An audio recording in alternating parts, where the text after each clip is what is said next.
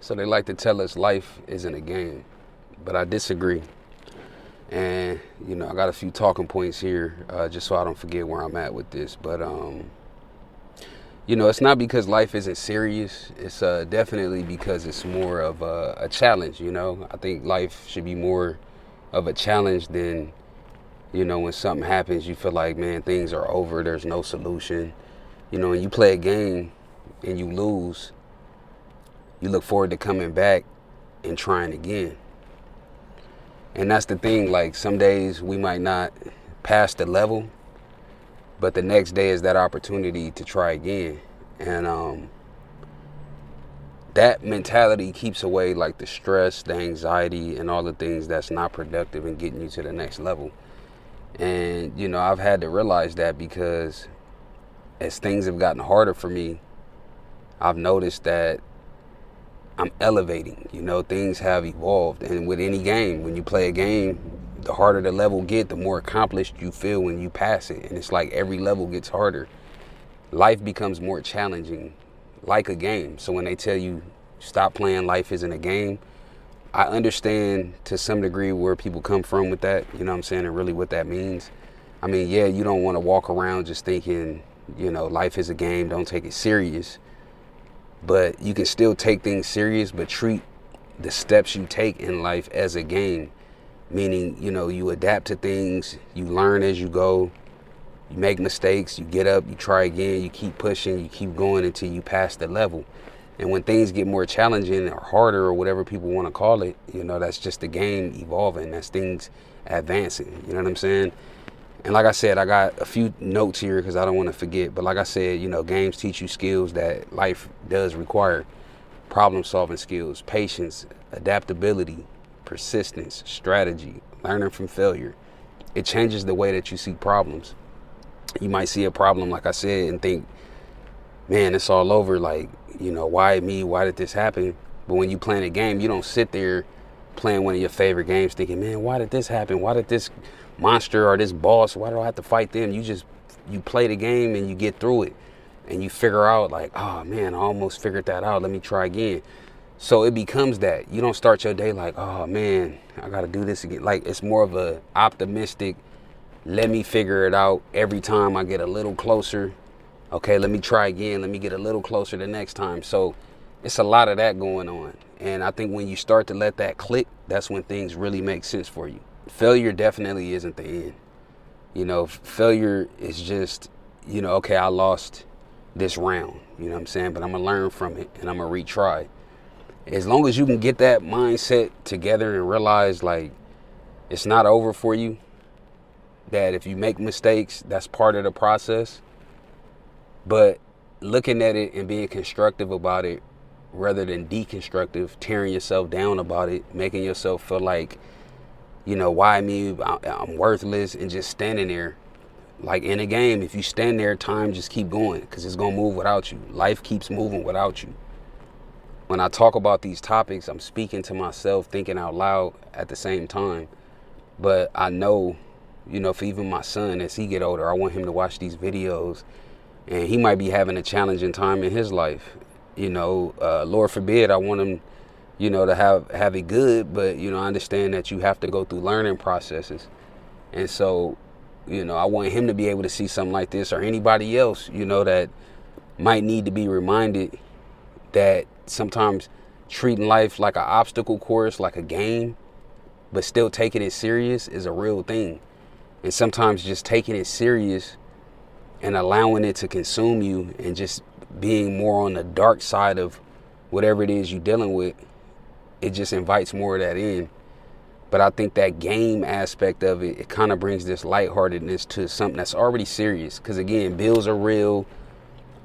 Just setbacks in general in life, that's all real. I'm not discounting that at all. Like I'm literally dealing with real stuff as we speak. But I have to treat it like a game. I have to treat it like step by step. My goal is to get to wherever that is. So I have to go through each process along the way and learn as I go. If I make mistakes, I need to, dust myself off and keep going. That's really what it comes down to. Because anything outside of that, you really don't have any other option but to give in, give up, are treated like a game and keep going. You know, nobody just gives up on a game. And if you do, you know what I'm saying, that's what they classify as a loser, somebody who's just giving up. But the act of losing is just you try again. You know, basketball, for example. You got the ball, you going up court, you trying to score, and you don't. Every day in life, you don't always score, but you get right back on defense. You don't see players go for a shot, they don't make it, so now they gave up, and they go sit down on the bench. Man, you go play. That's a loser. I don't think they would be respected at all in the game of basketball. You get back on defense and you try harder. And then I even see guys who understand the game. When they shoot, they go, I mean, that's any player that's good. They know as soon as you score, now get back on defense. And you see them play even harder. Same with football. I mean, like I said, any sport.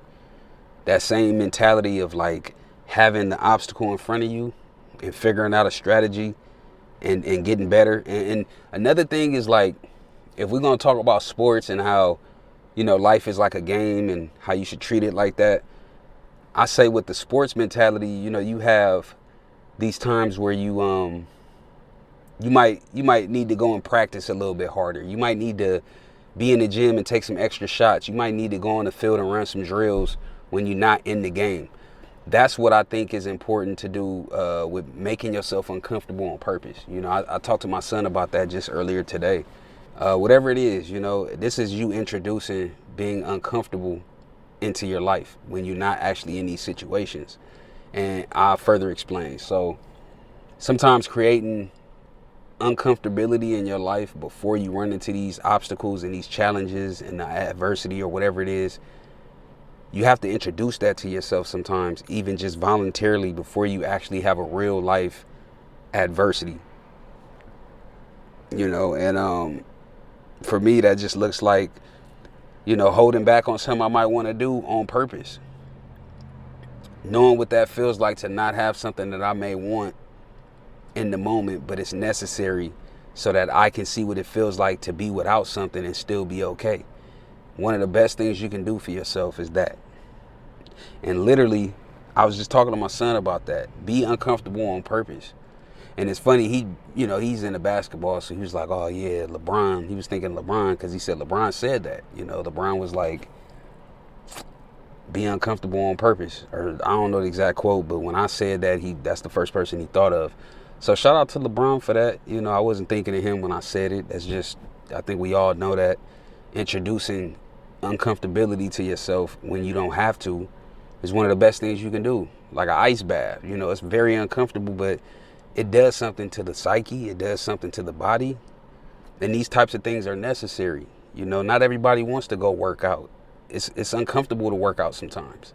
But the results you get from it and making yourself uncomfortable on purpose, the next time you run into a situation where you have to be physically fit or you have to lift something heavy or whatever the case is, you know, you're ready for that.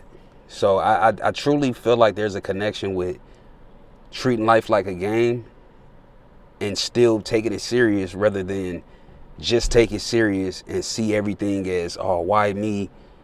You know, why did this happen to me? And you just don't see the solution the way someone who treats it like a game would. You know, you see it as an opportunity rather than a setback. So, yeah, I hope that helps somebody. You know, I had a few notes, but I kind of went off of the notes. I just think that overall, you know, you guys pretty much understand where I'm coming from. So the next time you get a chance, man, treat your life like a game. I know it sounds crazy. I know we've all heard for years, life is not a game. Don't treat it like such and, you know, things like that. But I'm the first person to tell you it's all perspective, how you see things. And one of the best things you can do is see your challenges as opportunities. And, you know, you have these problem solving skills rather than sitting and wondering why me and not focusing on the resolution. So I hope that helps somebody. You know, I definitely wanted to put that out and just get some insight on that whole concept. But yeah, until then, I'll holler at you, man. Y'all be cool.